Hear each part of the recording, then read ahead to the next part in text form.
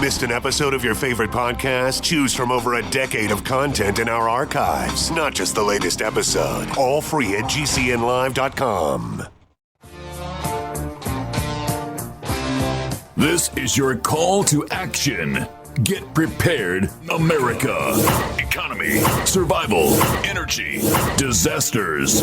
This is USAPrepares.com. Informative radio, educational radio. Interact now by emailing instructor@USAPrepares.com or text at 434-390-7953. Class, please take your seats. Now, your instructor, Vincent Finelli.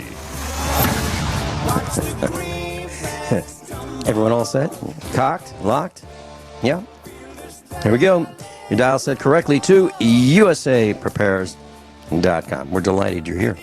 And we're broadcasting 2 hours daily, Monday through Friday, from high atop the Missouri Ozark Mountains. Kyle is engineering the broadcast today. I'm Vincent Finelli, and with us live from Australia, Guineith Isaacs. Welcome, Guineith. Hello, Vincent. How are you this morning? Very well, very well.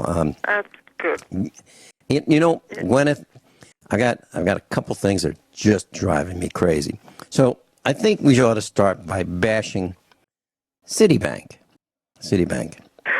What have they done this time? Well, you know, I made a huge mistake about 30 years ago. I decided to sign up and apply for an AT&T Universal Card. It was a credit card, and it was wonderful. So about 27 years we've had this AT&T Universal Card since 1990, and it's been absolutely great. No problems. They just did a fabulous job. Well, for some reason, AT&T seems to stumble, and they stumbled a lot. They came out with a computer called the PC 6300, and it was the computer with the future built in, and it would run Unix and the Microsoft operating system. And it was like the last computer you ever had to buy until they stopped making them. And AT&T's been out of the personal computer business for 20 years or so. And so I mean, they've made a lot of mistakes. Well, one of the mistakes that they made was obviously did something with the credit card business, and it was taken over by Citibank.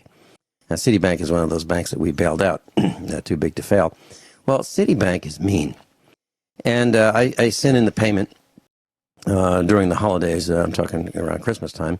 And it just got delayed a couple days. Well, Citibank treats everybody the same, and they beat everybody up. At least that's my opinion. These guys have a variable annual percentage interest rate of 29.99%. 29.99. And if you have a late fee, the late fee is up to $37. Okay.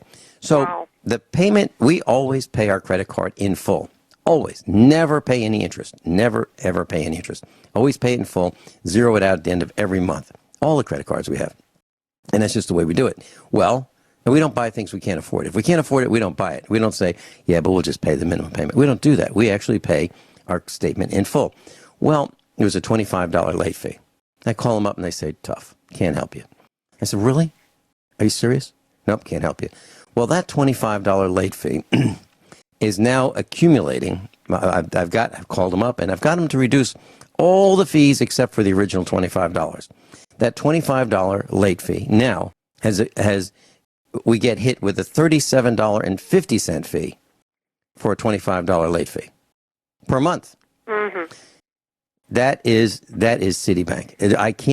I can't think of any reason why I would or anyone else should even consider doing business with Citibank. They are absolutely horrible. Now, they have these nice people in the Philippines who apologize a lot, and they say, I'm so sorry, I'm so sorry, I'm so sorry. Mr. Finelli, I'm so sorry, but there's nothing I can do. I'm so sorry. They're very polite and they're very nice. It's the Americans who are absolutely horrible.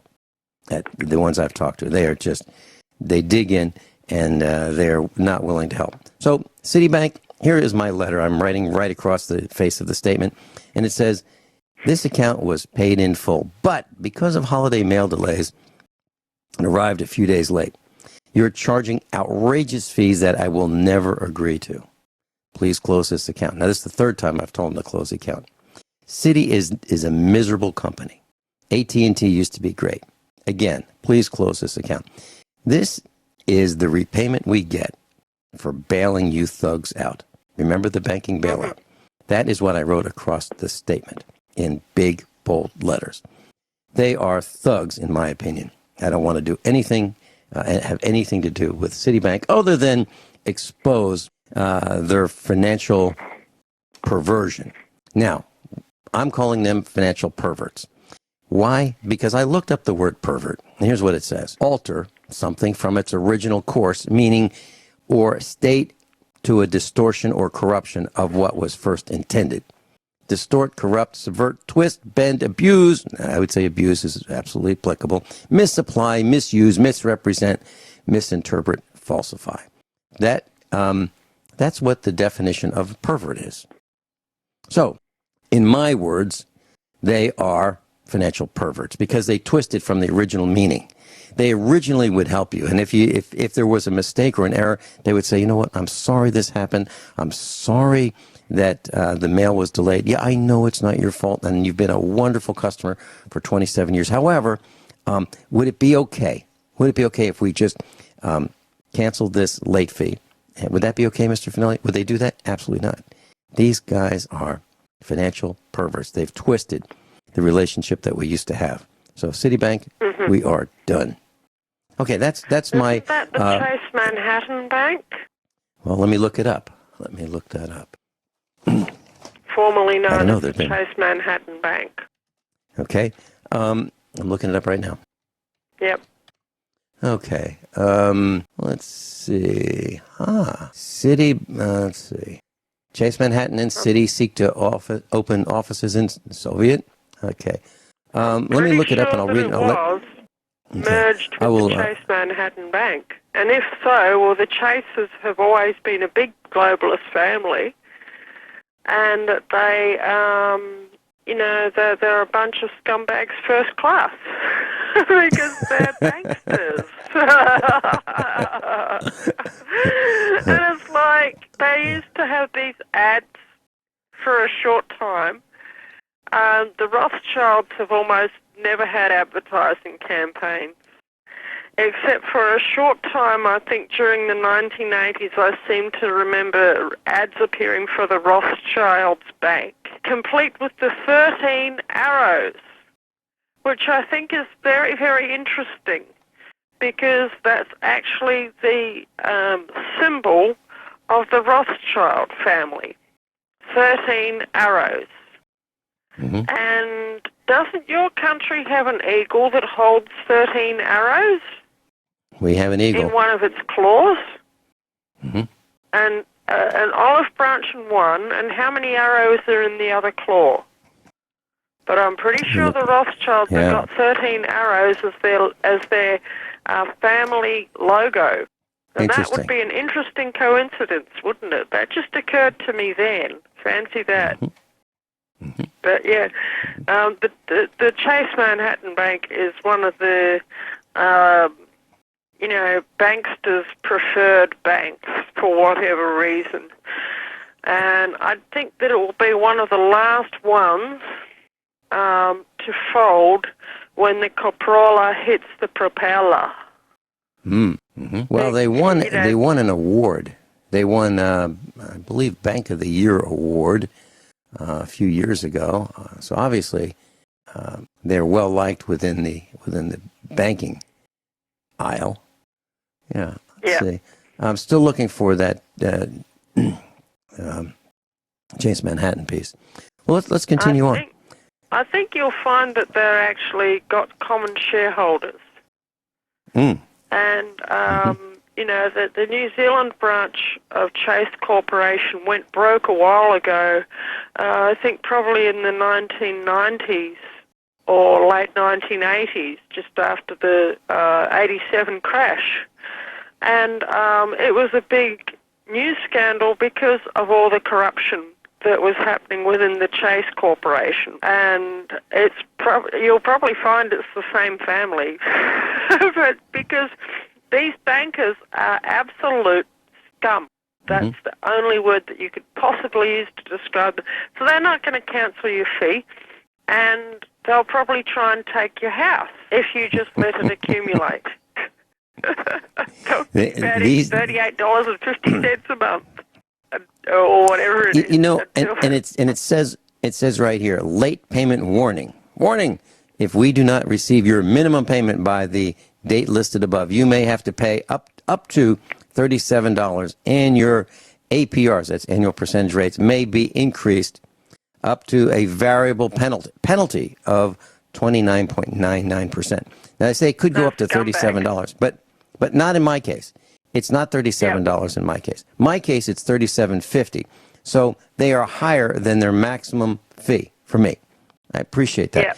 You're absolutely right. These guys are miserable. And they used to call us a couple times a day, and they'd have this robot call, and I got sick of it. I mean, you know, I'm on the ladder, I'm doing all kinds of things, and the phone's ringing, and it's Citibank calling to remind me, welcome to the Citibank family. I'm not part of their family. I don't treat friends and family like they treat their customers. I don't want anything to do with those thugs.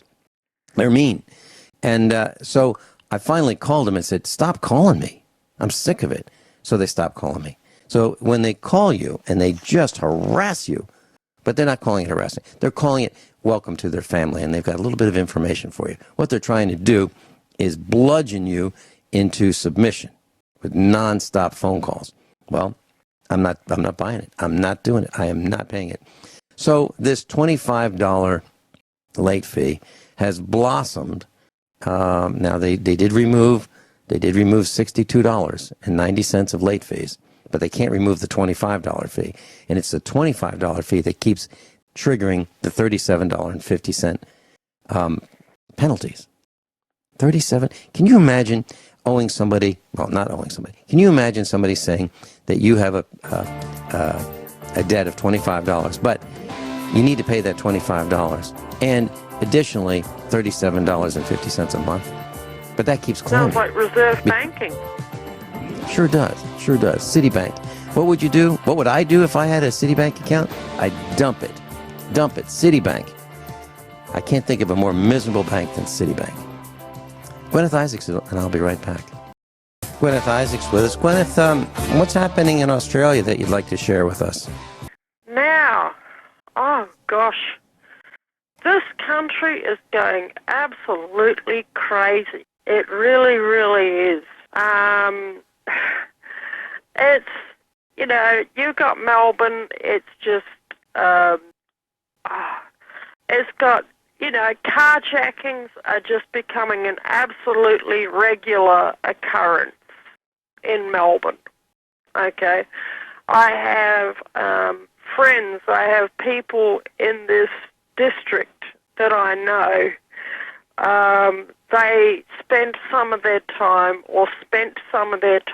in Melbourne and actually were the victim of carjacking. And, you know, it's just absolutely 100% crazy.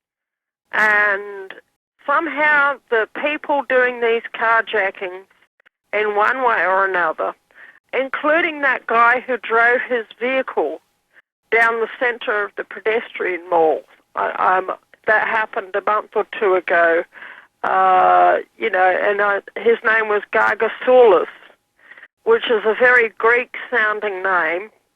But the court case came up, and guess what came out? That he held a particular set of religious beliefs, and that's what motivated him to do the carjacking. To run his vehicle down the middle of a pedestrian mall. And let me put it this way. I don't think that he was a Christian, okay? His mother said she was so disgraced at him. His mother actually was a Christian. His mother was Greek, okay? And the Greek Christians, I don't know about the Greek Christians where you are, but they're very traditional, very orthodox people, literally orthodox. But, you know, none of that matters because the police are full-on running an extortion racket. And you're talking about your credit card. you know.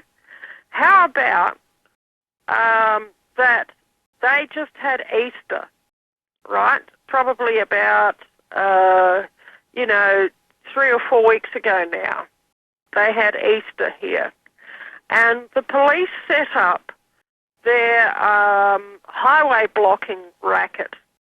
I'm sure that most of the listening audience at one time or another have come across the police highway blockade racket.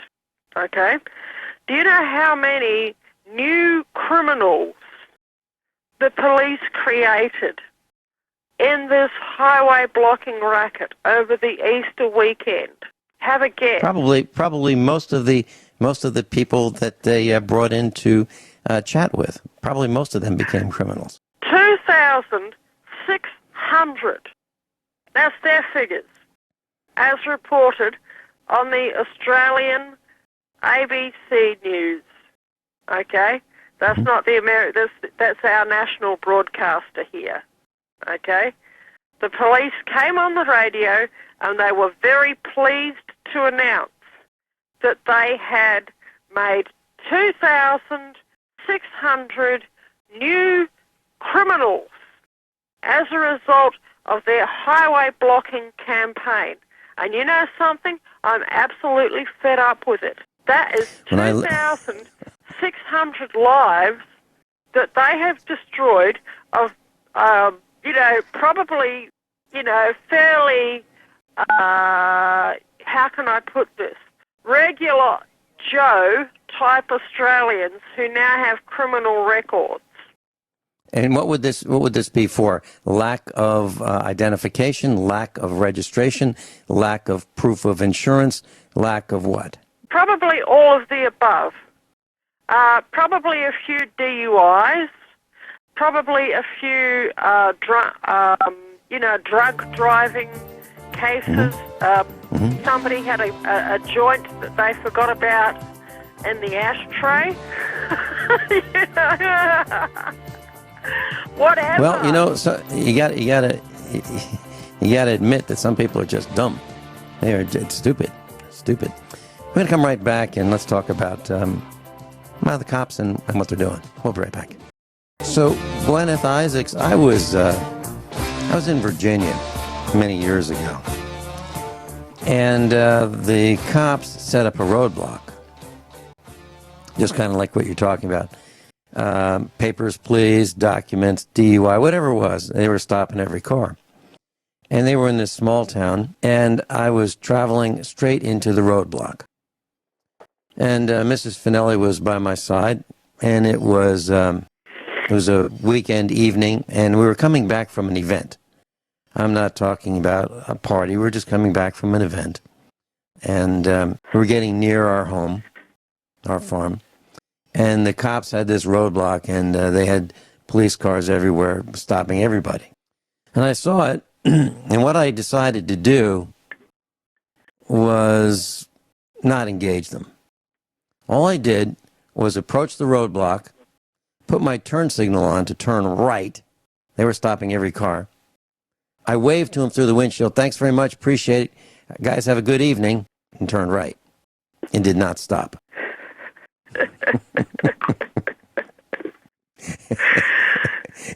And he looked at me like, I can't believe he did that.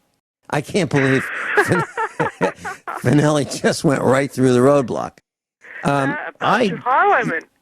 Well, right. And I figured that I don't know what they're there for, but obviously it has nothing to do with me. And I just turned right and continued on my way.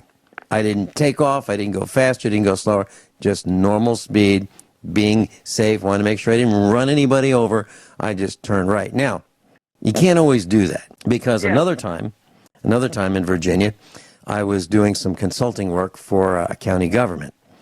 And I would be there multiple times per week. And the way it would work is I would have a working lunch with the director of technology.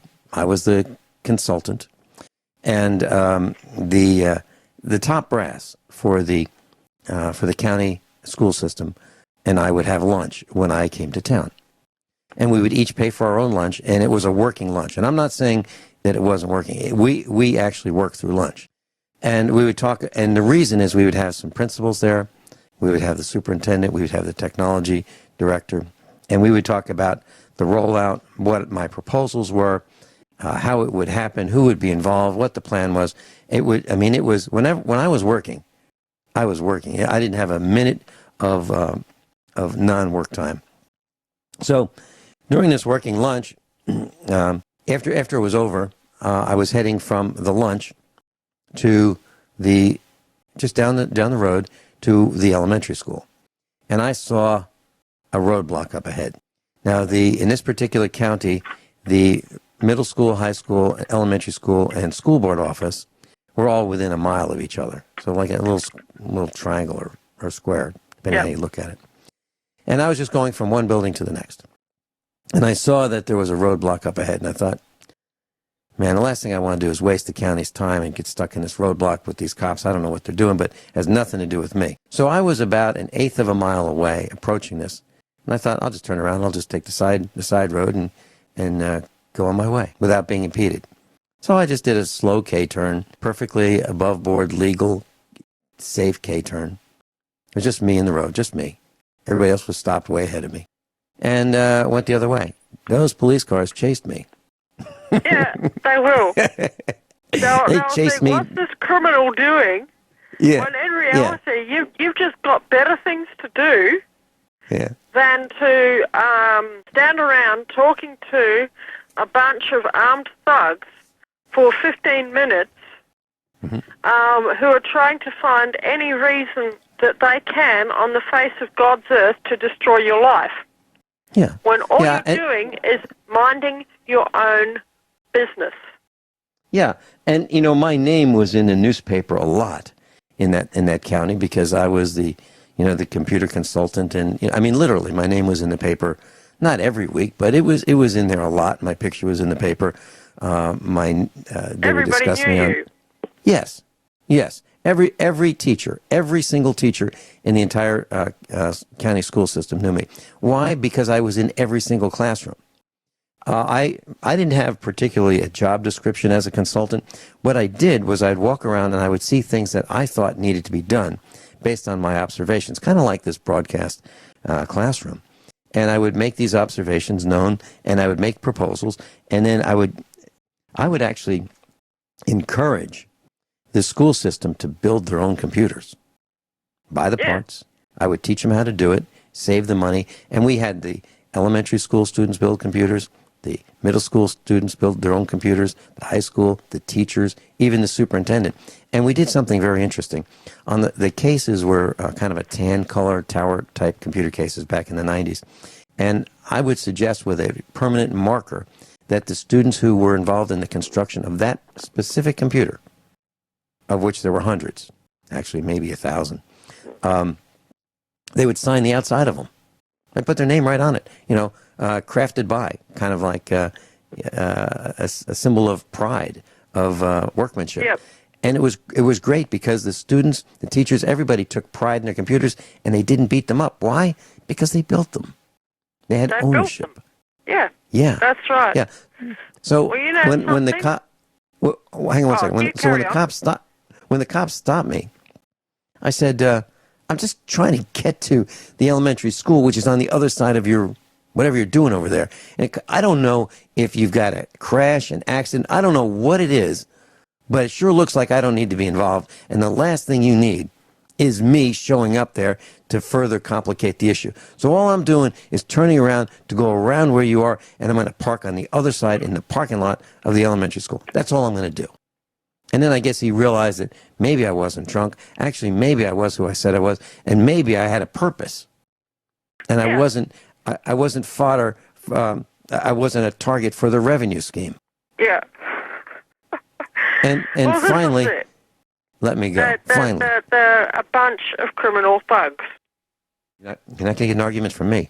And here in Victoria, it's even worse.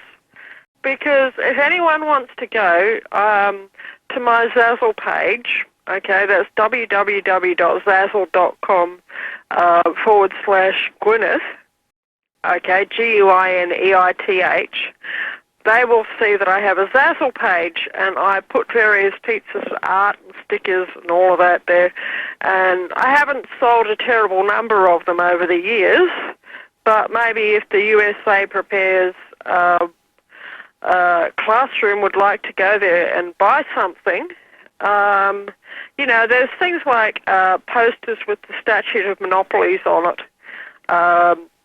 which is it's basically the original British antitrust legislation, okay?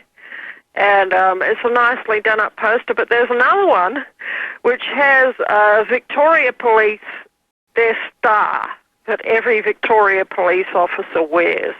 And guess what? It's an inverted pentagram. How's that? They actually have an inverted pentagram for their police star. And anyone who has ever studied any level of occult studies at all knows what the inverted pentagram means. It means Baphomet, the devil out of hell. It means the goat-headed one. And I made up a poster, and it reads, Slaves of Baphomet, not welcome here.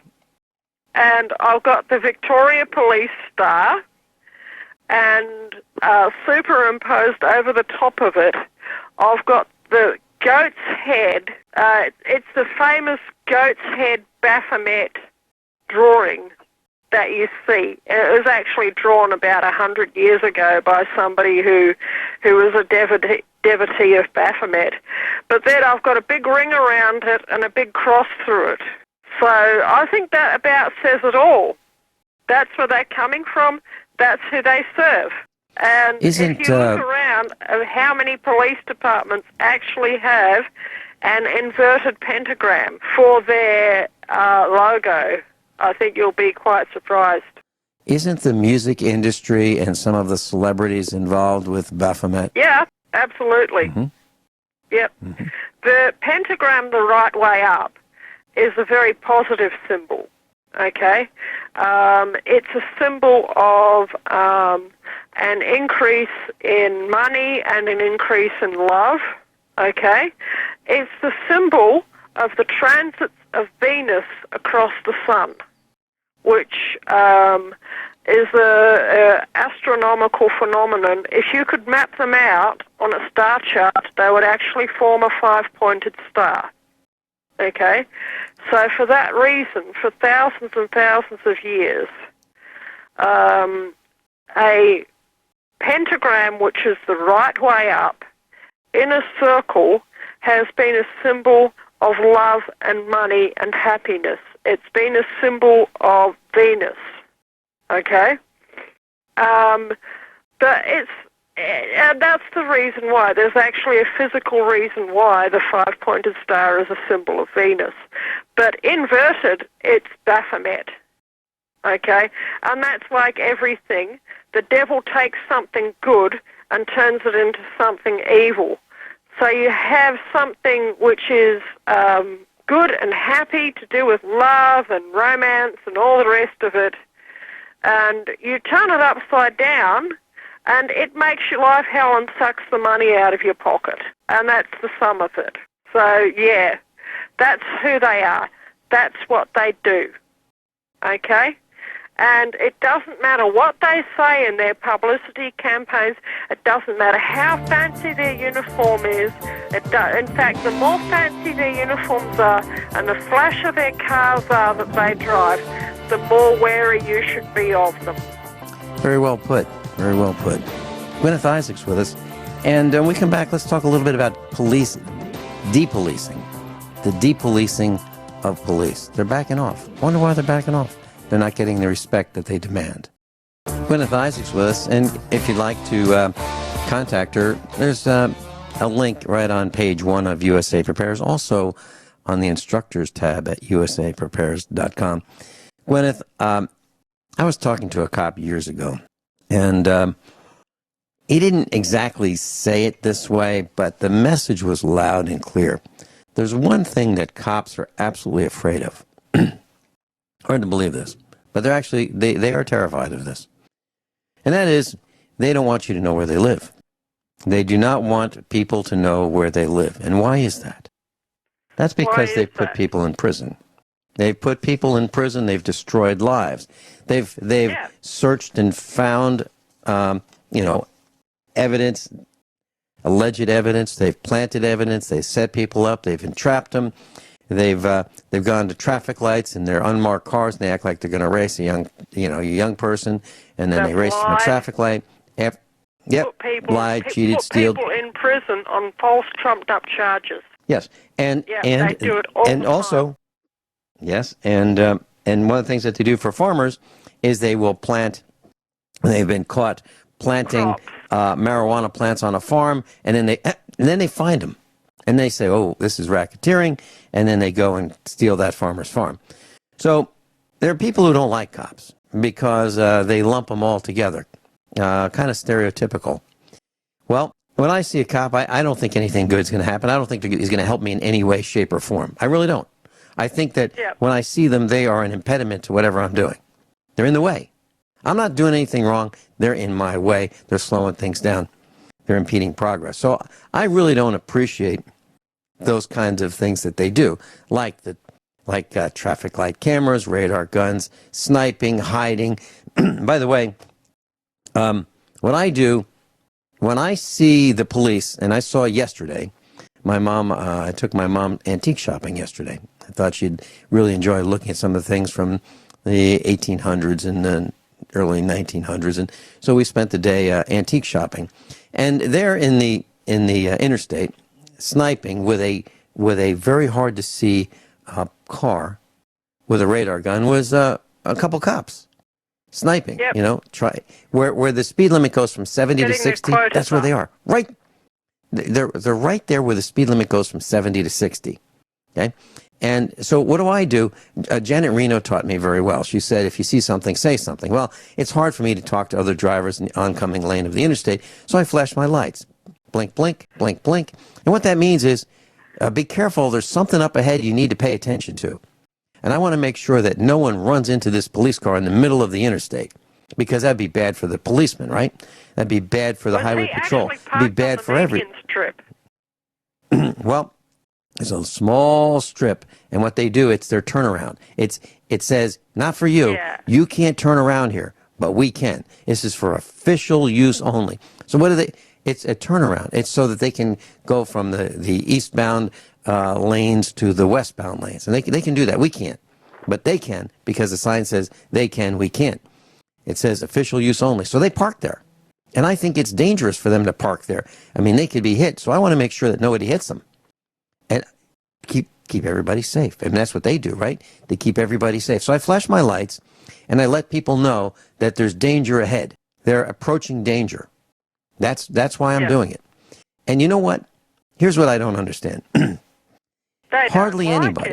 Yeah. But here's what I don't understand. Most travelers, most operators of vehicles do not understand what that blinking light means. Now, back in the 60s, the 70s, the 80s, it was absolutely crystal clear. Not anymore. Yeah. Not anymore. Either people are so transfixed on their cell phones or listening to music or not paying attention. It used to be that people would thank you. They would flick their lights. You flick your lights to them. They'd say thank you by flicking their lights, saying, appreciate the heads up. Thanks for telling me there's danger ahead. Not anymore. Nobody does it. Nobody does it. I can't think of one time in the last 6 months to a year where one person has thanked me by returning the favor and flicking the lights, saying, thanks, appreciate the heads up. They don't do it. Either they're in a coma or they don't understand what it means. Here's what it means, class. You flick your lights and you warn of danger. Gwyneth and I will be right back, and we'll talk about depolicing, what the cops are doing, because they just aren't getting the respect that they think they deserve. They think they deserve our respect. They demand our respect. Really? Are they kidding? Well, here's what they're doing, and we'll tell you when we come back.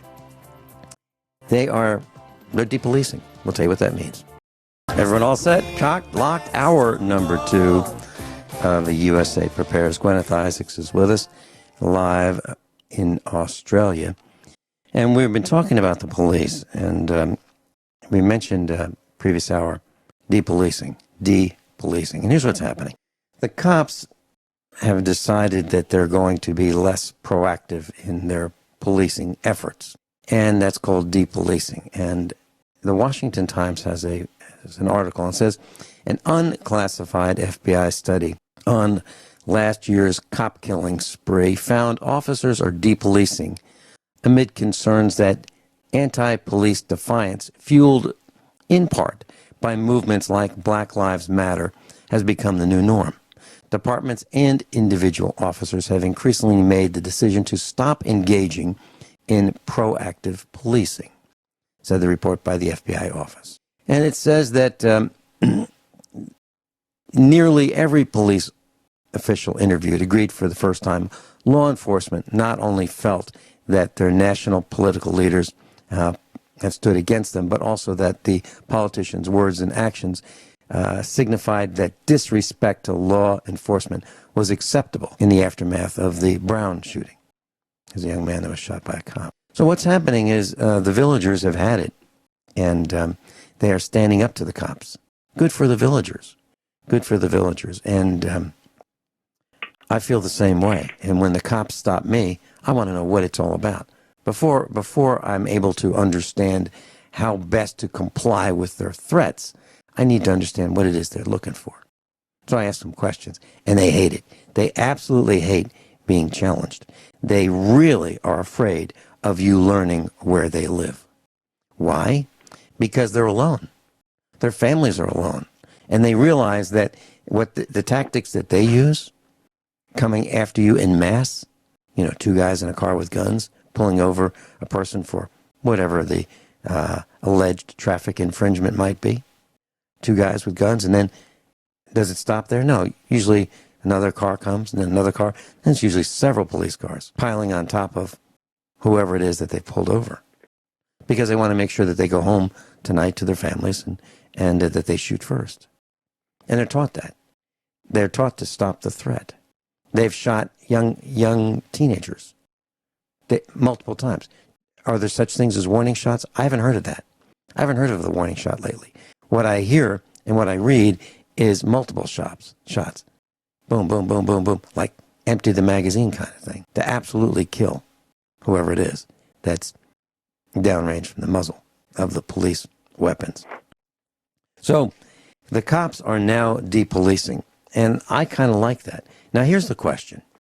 What happened to the police protecting and serving? When did that stop? I believe it stopped when the cops got police cars. You see, they used to walk around. You used to have Officer O'Malley, or whatever his name might have been, and he would have his nightstick, and he would check doorknobs, and he'd walk through the city streets, he'd walk through the neighborhoods, and he'd be visible. He'd see the young children, and he'd smile, and he'd bend over and say hi to them and talk to them, and he was part of the village. Not anymore. Not anymore. They ride around in vehicles that are assault and attack and pursuit vehicles. And they've got rifles, pistols, shotguns, tasers, and all kinds of weapons of small skirmishes. And they've got radios to call in, bigger weapons, helicopters and MRAPs and their friends. So they have lost their way, and they have distanced themselves from us by using their police cars. And if you look at their police cars, the police cars are better than anything I have, by far, at least 10 or 15 times better. I drive an old Mercedes that I paid $3,000 for. I challenge anyone to say that a new police car only costs 10 times as much as my car. I'll bet you it costs 20 times as much, fully equipped, or more, maybe 30 times as much. You know what? Most police, from what I've seen, are really, really deeply unhappy and frightened people. Mm-hmm. And many of them take I would testosterone. agree with you. When I was growing up in New Zealand, many years ago, none of the police were armed, except for they had a group called the Armed Offenders Squad. And that was if there was a bank robber on the run, or if there was a prison escapee who was dangerous or something like that, then, they would get the armed offenders squad, and then they were the ones who had weapons training. None of the other police had any weapons except for the baton, the nightstick. That was the only weapon they carried. Okay? And do you know something? They, you could actually speak with them and negotiate with them, and they didn't have this idea that they were, that they were your overlord. They weren't That's a really good way of perfect, putting and it. they were certainly corrupt. Okay? There was still police corruption going on then, even when they didn't have the big flash weapons that they have now. But the thing is that around here, they have got the idea that they are armed and we are not. Okay? But the By thing design. is, there are other things that you can do to limit the police's power over you. And one thing that's happening increasingly here in Australia, the other reason they don't want people to find out where they live is they are getting sued. They are getting damages claims filed against them the behaviour that they have done. These people that they have hurt over the years are starting to file damages claims, and some of them are beginning to get 6- and 7-figure payouts from these police who are nothing but a bunch of thugs. And of course, that doesn't replace the husband and the father and the son and the brother that has been killed or totally and permanently incapacitated. That doesn't take account of the years that people have spent fighting vexatious lawsuits, the fact that jobs have been lost. For what? For what good reason? For no good reason. We are just ordinary people. We're not criminals. We're going about our lives, and these people are wrecking our lives. And we have absolutely had enough. No disagreement from me. The sum of it. No disagreement. No. I would not invite a police officer to my house. I would not do it. Let's say I was going to have an event. Let's say we were going to have a barbecue, okay? And we were going to invite, some of our locals. And they've got no friends who are not police. Right. And if there were a policeman, I would exclude them from the invitation. And here's why. Yeah. Because they're always on the job. They're always looking. They're always snooping. They're going to be looking around your house for some reason. Right. To up their figures. Right. Hey, I'd like to share this story with you. So there was a seventh grader in the Edgewood Middle School in Ohio. So this seventh grader gets an Instagram, and it is of a airsoft gun. It's a plastic gun. It shoots little tiny pellets of plastic. This is a step down from a BB gun. It's a step down from a pellet gun. Now, did I have a BB pistol when I was young? Yep.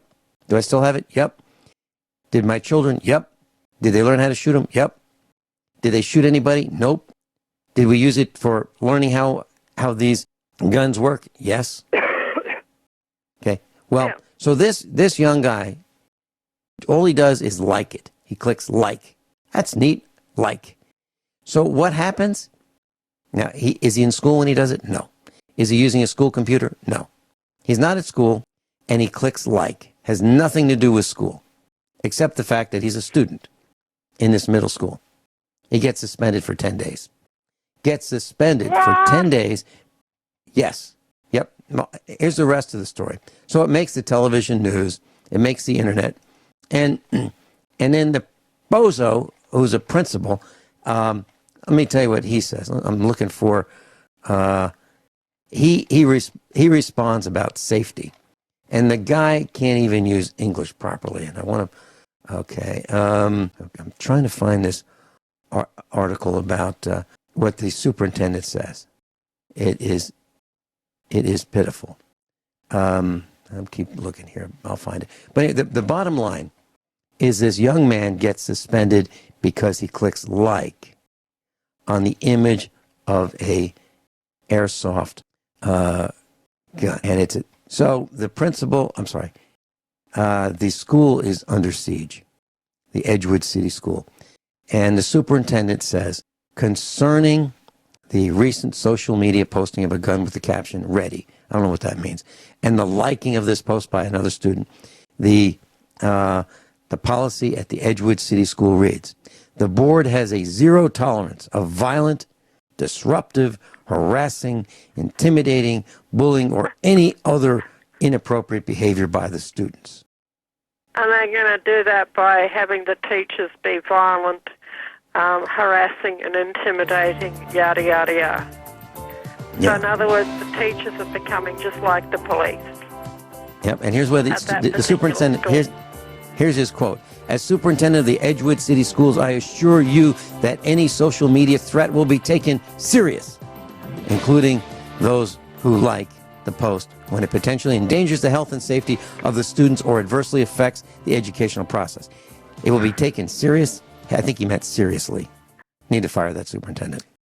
One of the really nice features of having commercials during this broadcast is it gives me a few minutes to get some things done off the air. So right next to me is the telephone.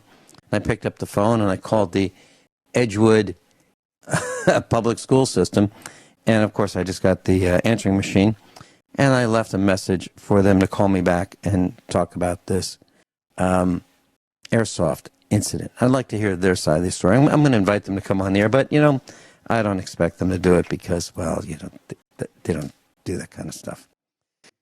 So that's what... They're a bunch of losers who think that, what are these little bullets made out of? Are they like those Nerf bullets? No, actually, they're hard plastic, but they're small. They're very, very small, about the size of a BB, maybe a little bit bigger, and they're very lightweight, so they don't have a lot of mass. If they hit you in the eye, it would not be a good thing. Okay, it really wouldn't. But well, it's like this. It's a toy gun. Right. So a kid was suspended for 10 days for clicking on a photo of a toy gun and saying, I like the toy gun. Yeah, that's exactly right. Meanwhile, I'll bet that the police department knows where every pedophile in the district lives, and they won't go and arrest even one of them. Mm-hmm. How about this?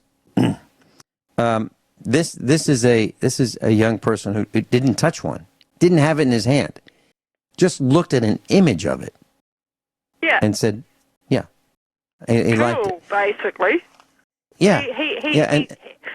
it's just normal behaviour for a boy. Yeah, boys have always had toy guns. And I'm a girl. I'm sure I had toy guns. Well, no, I remember having those little water pistols that you used to fill them up. And I remember chasing my brother and sister around with this toy squirt water pistol when I was a little kid. And, playing cops and robbers, and all of this sort of thing. That's, it's absolutely ridiculous. These people need to, pull their heads in, as we would say around here.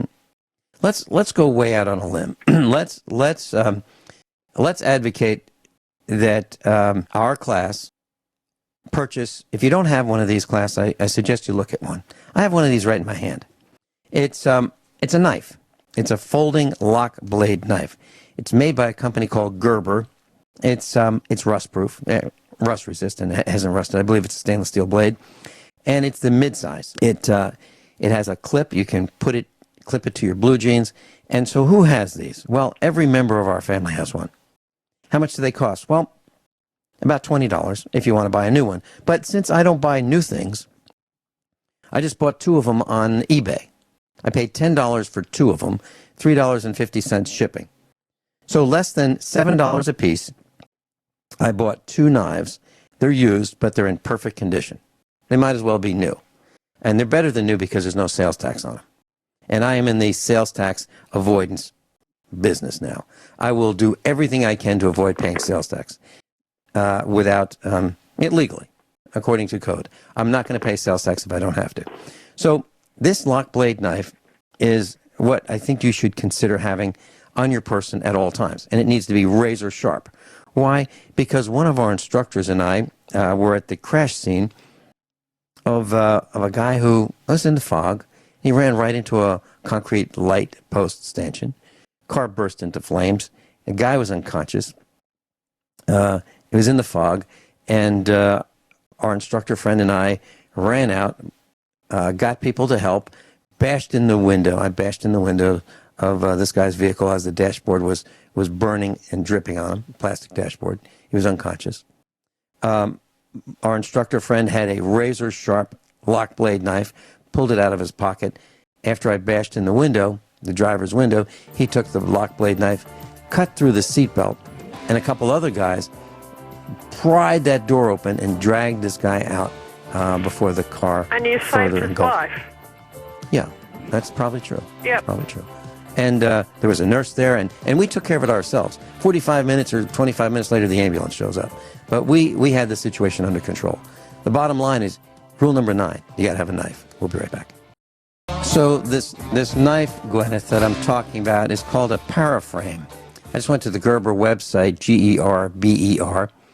GERBER.com, and it's called a paraframe, Paraframe, Paraframe 1. It's a stainless serrated folding knife, and it lists for $29. I paid less than $7 each. I bought 2 of them for $13.50 used on eBay, and you can do the same thing. So, and as the TSA starts auctioning off all of their stolen property, nail clippers and knives and things, you'll see a glut of these probably available on eBay, and the price will even probably be lower. But here's what they say. This lightweight, everyday carry knife has an open frame. It's kind of like a skeleton frame, if you will, that is the ultimate in minimalist design. That's absolutely true. It says easy to clean, carry, open. The paraframe is an effortless addition to your pocket or belt clip. They have multiple variations, and it says this knife handles it all. It absolutely does. So the overall length is 7 inches. The blade is 3 inches. Closed, it's a little over 4 inches. Weighs 2.6 ounces, and it locks in place. It's got a serrated part of the blade, and it says the blade material is high carbon stainless. Now, it is a fabulous, fabulous minimalist knife. It's not really fancy. When you first look at it, you say, that's kind of strange looking. But after you get used to it, you say, it's the absolute best design there is in terms of overall value. So who has one? Mrs. Finelli has one, just like mine. Our children have them. And when our son decided that he wanted, after being homeschooled all his life, he wanted to try going to high school, I told him a story about the crash that I just mentioned, and our instructor cut the seatbelt, and we got that guy out of the car, the burning car. I told him that, and I said, and so my rule is you're going to have to carry a knife with you all the time. All the time. And he said, yeah, but they don't allow them in school. And I said, well, that's their rules. My rule is you will carry a knife. This is not to be brandished. It's not to be pulled out. It's not to be shown to anybody. But you will have a knife in your pocket at all times. That's my rule, rule number 9. So he thought about it, and he decided that maybe Dad's right. So from that day forward, our children carry knives in their pockets. Now, they're not weapons. So when they see signs that say no weapons, they obviously know that that doesn't mean them, because they're not weapons. These are farm tools. Yeah. They're not to be pulled out and used to stab people, maybe in self-defense. God forbid, we don't want to do that, but if we have to, I guess we will. We'll find out when that day happens, if that day happens. But the point is, there are incidents just like that car crash where you need a knife. I use my knife every single day. Every day, without fail. Every day. As a matter of fact, my blue jeans have wear marks. Every one of them has a wear mark on the right pocket. Why? Because that's where the clip goes that holds my knife inside my pocket. So the only thing you see is this like 1.5-inch little clip of stainless steel that attaches the knife so it doesn't fall out of my pocket. And we all have them. We're farmers. I'll tell you That's what we do. If you are out and about with horses, okay, and you don't have a knife with you, then you're being extremely foolish, because if that horse gets caught up in something and you don't have a knife that you can pull out to cut whatever the obstruction is off that horse, you are going to very, very quickly find yourself in an extremely dangerous situation. And cows. That is and 500 cows. kilograms of thrashing, big, strong flesh that has these rocks on the end of its legs. Yeah. Called hooves. Yeah. Okay? And maybe those rocks are ironclad. Maybe that horse has shoes. Okay? If you are out and about, this is what I was taught from when I was a little kid. With a horse, if you are out and about and you don't have a pocket knife with you, okay, whether you're riding or whether you're driving, and I have been in situations where I have had to, deal with a horse that has been in a tangle. That horse will thrash itself around until it kills either itself, somebody else, gets up, tries to run down the road with a broken leg, hurts someone, breaks something, whatever. Because most horses stop thinking. And it may be something as simple as a piece of baling twine that's been left in the paddock, and you go down to check your horse in the paddock, and you find that there's a piece of baling twine wrapped around its legs. And you think to yourself, oh, that's why it hasn't moved from that spot in the last 3 hours. Because if it's a sensible horse that's good-natured, it will stand there with the baling twine wrapped around its legs. And if you don't have a pocket knife on you, you are going to have to go all the way back to the house and get a knife and then go all the way back down to the paddock, by which time, your horse might have tripped over something, panicked, whatever, and done something, okay? So I would absolutely agree with you there. In this society that we live in, okay, when there are circumstances with stop and search, okay, it's going to get you into trouble if you get found with a pocket knife wherever, okay. It's absolutely disgusting when, like I say, they're obviously trying to criminalise all of us. They absolutely are. When these things are farm tools, if you have a farm, okay, I would say Leatherman is probably a really, really good idea, okay? Because if you've got a Leatherman in your pocket, these are these little multi-tools that you get, okay? They're quite expensive, but they're certainly worth it, okay? They're a really, really good multi-tool to carry around with you when you have a farm. They have a set of pliers, they have a file, they have a saw, they generally have a knife, they have a screwdriver, and some of them even have a flint that pops up. So if you are somewhere and you need to light a campfire, let's say you're out in the forest camping, rounding up your goats and that, or your sheep, and you want to have a cup of tea, you've got, you can get little folding, folding saucepans.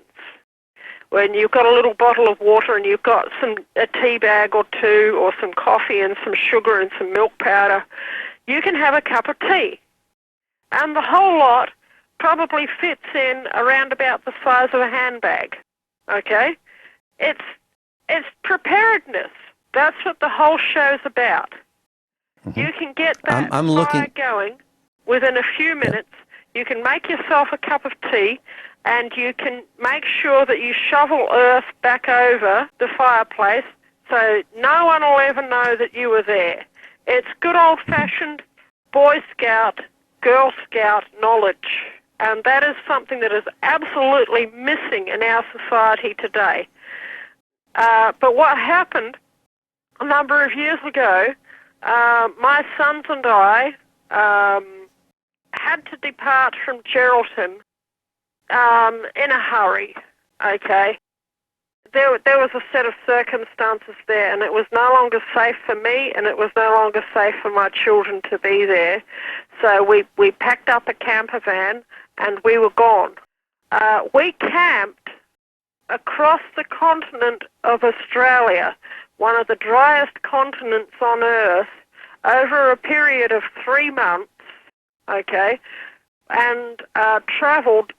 The class can look this up on a map, all the way from Geraldton to Eildon in Victoria, which is something like 5,000 or more kilometres. We were able to do it because we had the survivalist knowledge, and we had a dog who knew how to hunt. That is something else. If you have a dog and it's a decent size and you're interested in preparedness, it might pay to find someone locally who has hunting dogs and ask if you can take your dog out with them hunting, okay? Because if you have a dog who actually knows how to hunt and you know how to hunt with dogs, it can quite literally save your life. Okay? The other reason why it will save your life is you will learn how dogs behave when they are in hunting mood. Okay? Which means that if you are in the forest and you hear a pack of dogs and they are in hunting mood and you realize that they are actually hunting you, then you actually have a chance of surviving. If you don't know how dogs behave when they are hunting, and you do not know how to evade them, and you do not know how to handle them, not only will you not effectively be able to hunt things like deer, okay, wild goats, wild pigs, etc., if you are ever in that unfortunate circumstance, you will have very, very little chance of escaping those dogs. And yes, that has actually happened to us as a family, because the West Australia Police set a pack of dogs onto us in the Eildon State Forest, 5 or 6 Alsatians, because I would not give my children over to the local pedophile cartel. You know, what you're talking about is despicable behavior, setting a pack of dogs on people. Guineith Isaacs is with us, and you can find her on the website, usaprepares.com, page 1, and also on the instructors tab. Guineith, there are a couple of things I'd like to get through very quickly.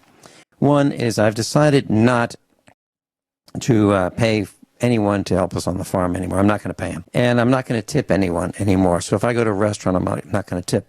But here's what I am going to do. I'm going to give gifts. So if someone wants to learn about farming, and a young person wants to learn about farming, and they decide that they want to volunteer to help us and learn, that would be wonderful. And I'm not looking for, this is not an advertisement. I'm just saying this is what I plan on doing from now on. We will work with them, and we'll teach them. And what I will do in lieu of paying them is I will give them a gift from me to them. And according to the IRS rules, they can get gifts up to $14,000 tax exempt, tax free. They don't have to pay tax on it. So I'm not going to pay anybody anymore, but I will give them gifts. And when I go to a restaurant, if I go to a restaurant, I'm not going to tip anyone. What I will do is I will give them a note saying that this is not a tip. This is tax exempt.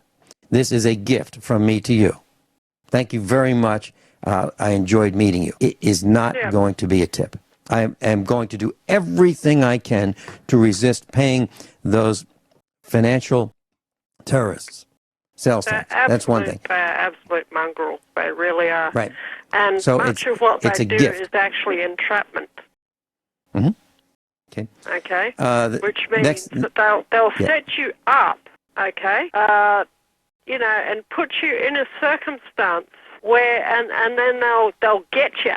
Okay.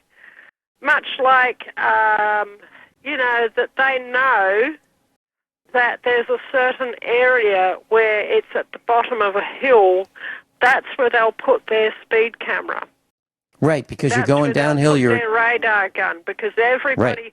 and people lose a track of how fast they're going down the hill. Gravity is the friend of the radar gun, because you increase your speed by taking your foot off the accelerator. Yep, you're absolutely right, and that's what they do. Yeah, and especially if it's an area where there's a lot of lanes and a lot of traffic, and they're all coming down the hill all at once. They'll point that radar gun, they'll point that speed camera, and they'll get all your plates, and they'll send them all speeding notices because one of those drivers was speeding. I don't know if you've heard of that one. Oh, they did that to me. They gave me a ticket, and I said, they got the wrong guy. They got the wrong guy. They picked me out because I had out-of-state plates, and I fought him. I told him, I'm going to expose you. I'm going to talk about you every day on the biggest radio station in Springfield, Missouri. I'm going to give out your name. I'm going to talk about you every day. And you know what? My ticket disappeared. I want to share this. I want to share this with you. Oh, I told him. I told him that they're where's protecting and serving? What are they doing? Hiding lights off, sniping with a radar gun on private property. So I exposed them. Here's something I'm very concerned about. Secret message. Oh, this is on. I posted this, and I posted the picture of the knife I carry. Spy phone. Secret messages hidden in TV advertisements can order smartphones to spy on people, researchers warn. There's popular applications downloaded by the millions of people who are always on, and these apps are always on the lookout These applications can tell your phone to spy on you. Secret messages hidden in television advertisements can order your smartphone to quietly spy on you. So what it does is there's a frequency that you can't hear, ultrasonic, above hearing, and it will tell your smartphone to tell the app to begin spying on you, tracking where you are, recording you, transmitting. Isn't that gobsmacking? Absolutely. So who's involved with this? Well, the article, there are now 234 applications listening for ultrasonic signals. This could be the tip of the iceberg, and the article is on page 1 of USA Prepares. Gosh. Can you imagine? And it even mentions Krispy Kreme, and I don't know if they're using the technology or not, but even they are in this, at least in this article. I think that's the end of the show, Vincent. It is. It is. Gosh, Guineith, thanks so much for being with us. doesn't it? Yeah, I'll see you next Tuesday. Thanks so much for being with us. Guineith Isaacs, USAPrepares.com instructor, page 1 of the website.